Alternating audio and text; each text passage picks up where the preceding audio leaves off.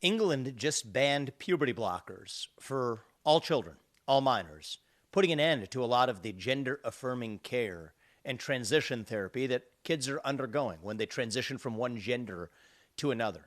This happens on Detrans Day, actually a new day created to commemorate the transition, particularly of children from one gender to another who regret it and later in life try to detransition, even though in many instances they'll never be the same again. And many of them, two young women like Chloe and Katie, who I met earlier on the campaign trail, have actually expressed their regrets in a way that at least warns other kids to prevent them from making some of those same decisions. I bring this up because there's an angle to this that's really different than you see in the traditional political discourse of scolding a lot of this behavior. That's not where I'm coming from today. I think we've created a dichotomy between compassion versus standing for truth. And I don't think that these two things have to be in tension.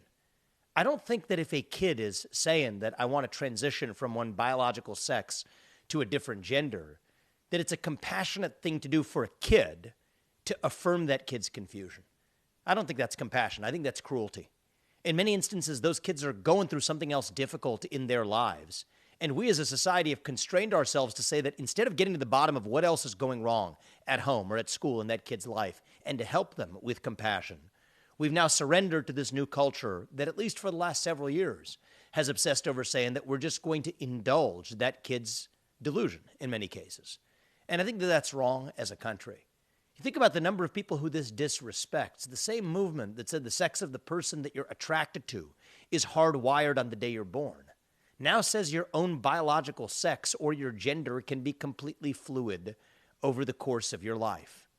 Those two things don't make sense at once if you're applying principles of logic. But in a certain sense, this should be offensive to people in the G or the L prong of the LGBTQIA plus movement, saying that even if you are attracted to someone of the same sex, for many of those cases, you're now recategorized as being a member of a different gender. I think it offends many in the feminist movement for years from the left who used to say that there's many ways to be a woman. A tomboy with short hair, wear the pants you want, wear what clothes you want, even if it's what's typically associated with a man, that your body type doesn't have to look a certain way and there's many ways to be a woman. Now says that no, if you want to actually have the attributes of being a woman through transition, you have to look and even have surgery to appear a certain way. So no, I don't think it's the compassionate thing to do to indulge this new movement. That's not compassion, that's cruelty. And I think compassion and truth both lead us to the same place. That, you know what, when a kid is going through a difficult period in their life, they come out and they say that, you know what, I may have some confusion about what my gender identity really is.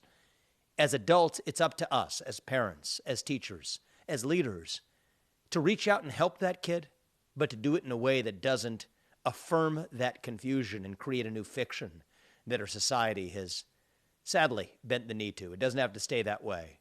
And on Detrans Day, which is a newly commemorated day this year, on a day when England has, I think, taken the correct step of putting an end to the gender transition chemical interventions through puberty blockers, it's a good chance for us to reflect on what we might have to learn here in the United States as well.